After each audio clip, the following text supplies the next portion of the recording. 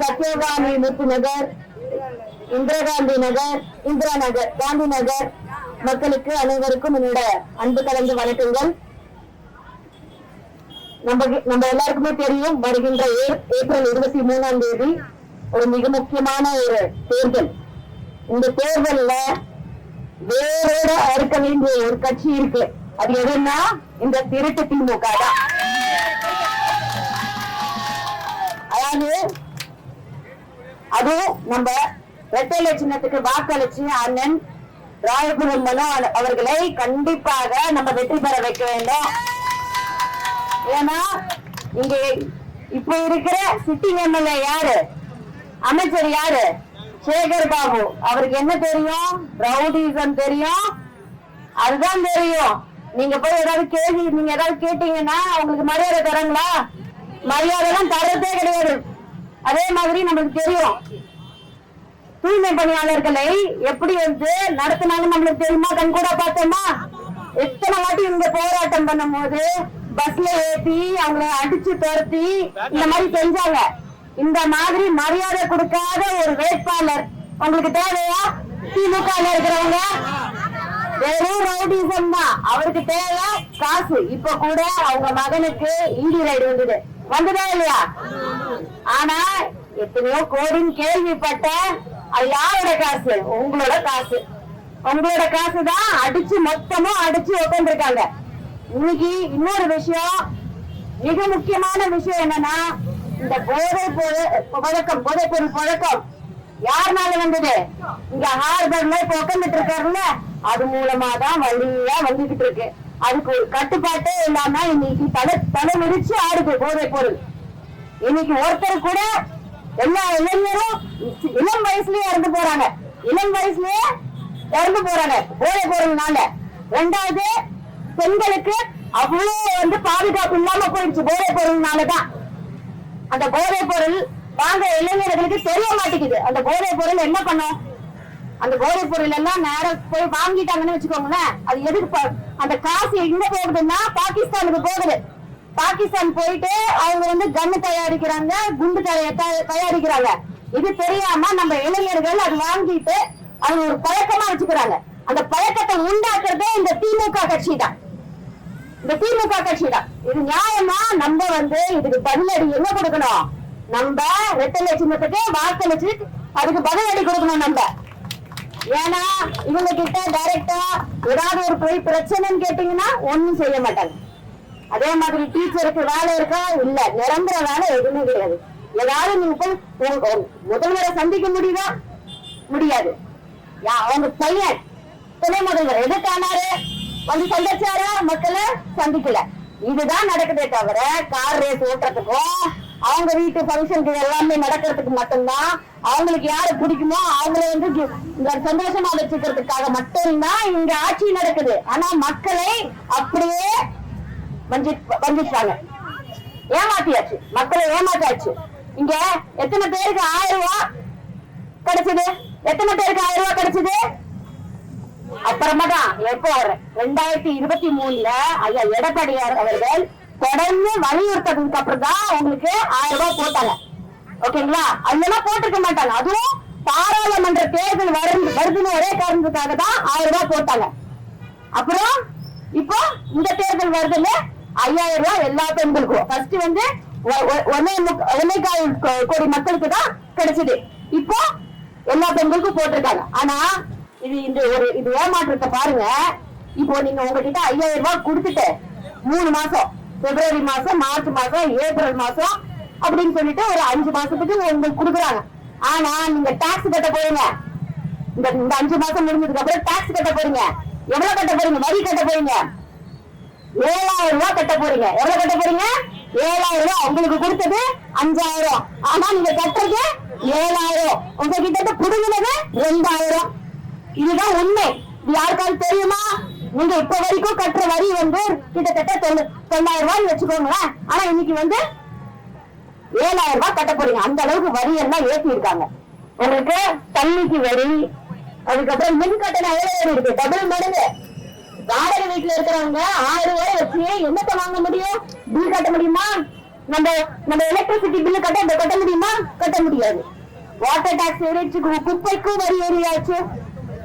அப்படி இருக்கும்போது உங்ககிட்ட இவ்வளவு வரி எடுத்துக்கிறாங்க, ஆனா குடுக்கறது நூண்டு. ஆனா கிட்டத்தட்ட 5.5 லட்சம் கோடிக்கு கடன் வாங்கியிருக்காங்க. அந்த கடனோட காசு என்ன பண்ணுங்கன்னா அதுக்கு பதில் இல்ல. உங்ககிட்டமும் கொடுக்குறாங்க, மத்திய அரசு கிட்டமும் கொடுக்குறாங்க, எல்லார்கிட்டமும் கொடுக்குறாங்க. அப்படி இருக்கும்போது நல்லா ஏமாத்துறது உங்களதான். இந்த மாதிரி காசு கொடுக்குற சொல்லிட்டு ஏமாத்துறது உண்டா. இப்ப புதுசா ஒண்ணு நடக்குது.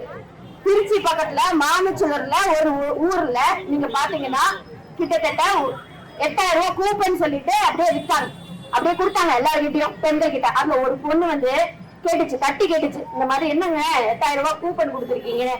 அது கேட்டதுக்கு அந்த பொண்ணை கண்ணாபின்னான்னு பேசி அடிச்சு துரத்தி அந்த பொண்ணு வந்து இன்னைக்கு தற்கொலை பண்ணிடுச்சு. அந்த அளவுக்கு மோசமா நடத்தக்கூடிய ஒரே ஒரு ஆட்சி எதுனா இந்த திருட்டு திமுக ஆட்சி மட்டும்தான். அது மட்டும்தான். இங்க பால் விலை ஏறிடுச்சு. ஒரு குழந்தை பால் குடிக்க முடியுதா? ஒரு வியாபாரம் அவங்களால பண்ண முடியுதா? டீ வியாபாரம் பண்ண முடியுதா?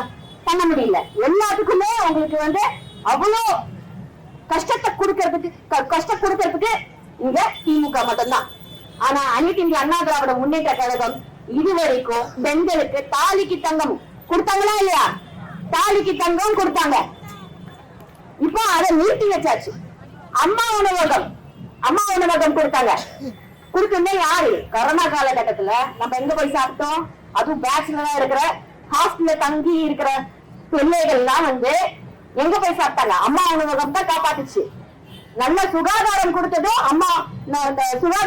அனைத்து இந்திய அண்ணா திராவிட முன்னேற்ற கழகம் தான். சாப்பாடு அப்படியே நல்லா வாரி தந்தாங்க. கொடுத்தாங்களா இல்லையா? பாரத பிரதமரும் கொடுத்தாங்க, ஐயா எடப்பாடியார் அவர்களும் கொடுத்தாங்க. அப்படி இருக்கும்போது அதுக்கு அடுத்த வருஷமே ஆட்சியில வந்தது திமுக. அவ்வளவு உயிர் போச்சு. யார் காரணம்? சரியா அவங்களுக்கு வந்து நிர்வாகத்தை நடத்த முடியாம, ஆட்சியை நடத்த முடியாத ஒரே காரணத்துக்காக அத்தனை பேர் இறந்து போனாங்க. ஒரு ஆக்சிஜன் கூட வாங்க தெரியல. அந்த அளவுக்கு சுகாதாரம் தெரியாத இன்னைக்கு வந்து மா சுப்பிரமணியம் அவருக்கும் ஒண்ணும் தெரியாது. ஓகேங்களா? எல்லாத்துக்குமே என்னன்னா அவங்க வந்து அவங்களோட மெயின் குறிக்கோள் என்னன்னா அவங்க ஊழல் செய்யணும், காசு சம்பாதிக்கணும், தான் குடும்பம் மட்டும் நல்லா சம்பாதிக்கணும். அவங்க 20 கோடிக்கு 100 கோடிக்கு 10 கோடிக்கு 25,000 கோடிக்கு என்னென்ன வேணா செய்வாங்க. படம் எடுப்பாங்க. உங்களுக்கு ஏதாவது பிரச்சனைனா போய் படம் பார்ப்பாங்க. இல்லன்னா மழை பெஞ்சு இங்க தண்ணி நிக்குதுன்னா வந்து பார்த்தாங்களா? இல்ல. யாராவது வந்து பார்த்தாங்களா? சேகர் பாபு வந்து பார்த்தாரா? இல்லையே. ஆனா என்ன பண்ணுவாங்க? உடனே போயிட்டு டீ குடிப்பாங்க, சைக்கிள் ஓட்டுவாங்க. அவங்களுக்கு தெரிஞ்சதெல்லாம் ஃபேஷன் ஷோ செய்யற ஒரு ஆட்சி தான் அவங்களுக்கு கொடுக்குமே தவிர மக்களுக்கான ஆட்சி கொடுக்கிறது ஒரே ஒரு கட்சி அனைத்து இந்திய அண்ணா திராவிட முன்னேற்ற கழகம் தான். புரட்சி தலைவர் எம்ஜிஆருக்கு இருக்கும்போதும் சரி, பெரியவர்களுக்கோ தாய்மார்களுக்கோ எவ்வளவு மரியாதை இருந்துச்சு. இன்னைக்கு வேலை செய்யறாங்க, பெண்கள் வேலை செய்யறாங்க, வெளியில தைரியமாக நடமாடுறாங்க. பெண்களுக்கு ஒரு துறை அமைச்சு கொடுத்தாங்கன்னா அது புரட்சி தலைவி அம்மானால மட்டும்தான் இங்க முடிஞ்சது. இன்னைக்கு மிக்சி கிரைண்டர் கிடைச்சதுன்னா இன்னைக்கு ஐயா எடப்பாடியார் அவர்கள் உங்களுக்காக ஃப்ரிட்ஜ் அறிவிச்சிருக்காரு. ஃப்ரிட்ஜ் வந்து ஒரு சாதாரண பொருளா? இல்ல. நம்ம கஷ்டப்பட்டு சமைச்சு வைக்கிறதுக்கு எத்தனையோ குடும்பத்துல வந்து இன்னைக்கு ஃப்ரிட்ஜ் கிடையாது. அப்படி இருக்கும்போது அந்த குடும்பங்கள்லாம் வந்து ஃப்ரிட்ஜில் வச்சு அடுத்த நாள் சாப்பிடறதுக்கு நம்ம இது பண்ண மாவெல்லாம் அரைச்சு வைக்கிறோம். எங்க வைப்போம்? அப்படி இருக்கும்போது இந்த மாதிரி விஷயங்கள் அழகா பண்ணி கொடுக்குறாங்க. அதே மாதிரி குடும்ப அட்டைக்கு 10,000 ரூபாய் அப்படிங்கும் போது இது யாராவது பண்ண முடியுமா? 8,000 ரூபாய் கூப்பன் இந்த திமுக கொடுக்குது. செல்லும் நினைக்கிறீங்களா? இந்த ஆட்சி அவங்க வந்து நீங்க அவங்களால தப்பி தவறி ஜெயிச்சிருச்சீங்கன்னா அந்த கூப்பன் வந்து அப்படியே குப்பையில தான் போய் சேரும். செல்லாதுன்றாங்க, உங்களை ஏமாத்தி விட்டுருவாங்க. ஆனா ஐயா எடப்பாடியார் அவர்கள் ஆட்சிக்கு வந்த உடனே அதே மாசம் அடுத்த மாசமே உங்களுக்கு வந்து 10,000 ரூபாய் கண்டிப்பா உங்களோட அக்கௌண்ட்டுக்கு வரும். இது வரைக்கும் அறிவிச்ச திட்டங்கள் எல்லாமே அனைத்து இந்திய அண்ணா திராவிட முன்னேற்ற கழகம் அறிவிச்ச திட்டங்கள் எல்லாமே நடத்தி காட்டியிருக்கு. 2000 கிளினிக், மெடிக்கல் கிளினிக், எத்தனையோ விஷயங்கள் பெண்களுக்கு சொல்லிட்டே போகலாம். ஒரு கல்யாணம் ஆகணும்னா 25,000 ரூபாய் கொடுத்தாங்க. அப்புறம் 50,000 ரூபாய் காலேஜ் படிச்சு முடிச்சாங்கன்னா அவங்களுக்கு 50,000 ரூபாய்னு சொன்னாங்க. அதுக்கப்புறம் இப்ப வந்து ஐயா எடப்பாடியார் என்ன சொல்லிருக்காங்க? அது நிறுத்தி வச்சாச்சு. இப்ப என்ன சொல்றாங்கன்னா ஐயா எடப்பாடியார் 50,000 ரூபாய் கொடுப்பாங்க. அதே மாதிரி சேலை, என்ன சீரு, ஒரு பொண்ணுக்கு என்ன சீரு செய்யணுமோ அது அழகா பண்ணி கொடுப்பாங்க. அதே மாதிரி இலவச பஸ் வெறும் பெண்களுக்கும் மட்டும் இல்ல, ஆண்களுக்கும் பஸ் கிடைக்கும் அப்படின்னு சொல்லிட்டு சொல்லியிருக்காங்க.